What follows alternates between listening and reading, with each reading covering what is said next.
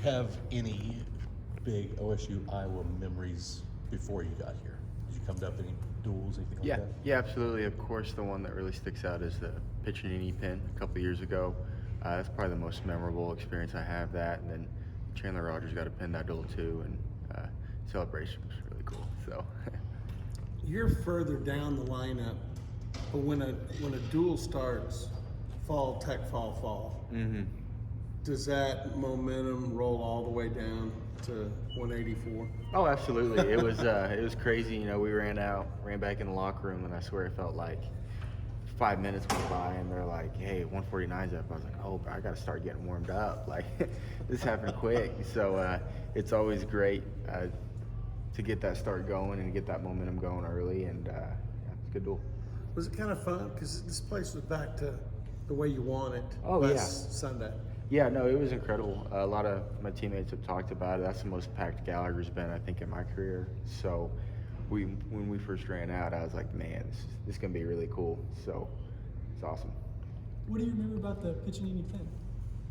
Oh, I think that's probably the loudest I've heard Gallagher. The place just blew up and went crazy. So you were here? Yeah. Where are we sitting at? I don't know. You know, probably where we're at now, like, it's hard to explain, like directly up. Okay. Yeah. There was like a moment where everybody kind of gasps because they see him locking the cradle. Yeah. He was on the edge of the mat. Kind of take me through how you saw it all. I saw him in on the leg, and then, as you said, he kind of locked up the cradle, and there's kind of, a sudden uproar because a lot of people saw that, knew that was a scoring position. Then when he went to his, he took him to his back, the place was kind of just deafening. Were you already committed to OSU by then?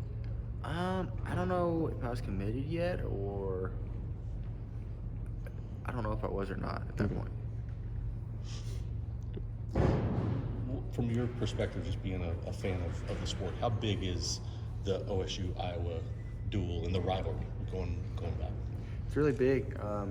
Two of the greatest college sport programs, regardless of sport, going head-to-head. And there's been a lot of great matches, and going to be another one this year. So I'm really grateful to be a part of one of those battles, and hopefully things go well. Dane's going into his last home duel. Mm-hmm. When he came in, 2020? Yeah. What was your first impression of him? Good. Dayton's always been a great teammate. He's kind of a quiet guy, can be a little more reserved, but he's always been a great leader in the room, especially by example.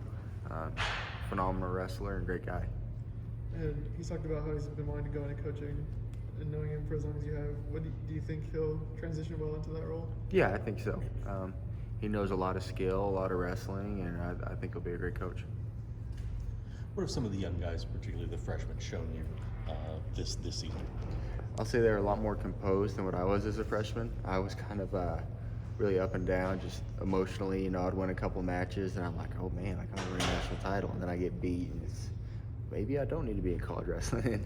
They stay, they're all very even keel, know what they need to do, know what they need to get done, and all really mentally mature for their age, I think. Isaac was telling us that it feels like he's been on this team longer than he has. Do you kind of feel that he's been around longer absolutely. than he has? I guess? Yeah. Isaac's he's definitely one of us. Fit in great, and this year we've been real close as a team. I think that's helped. What did you know about him before he got here? Not a lot. Whenever I heard he committed, I started looking stuff up, of course, and he's from Bakersfield, California, I was actually born there. Okay. And so he's kind of gave a talking point for when he got here, of course, but didn't know a whole lot. So how old were you when you came here to Tuttle?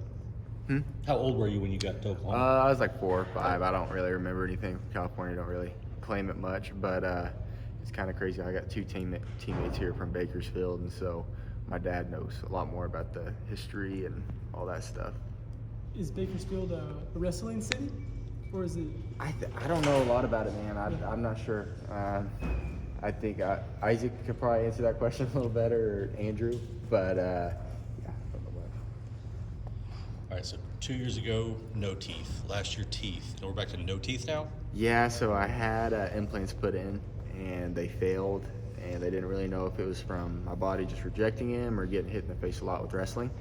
And so now I'm just going to ride it out till I'm done competing and get them put back in, so I'm not just redoing the process every year. What's the most difficult part of not having teeth? Girlfriend nagging. Okay. not eating or anything like that? Yeah, no, there's some challenges like pasta, spaghetti noodles. Okay. You can't really like slurp them up, so it's like you gotta have them all rolled up on your fork. So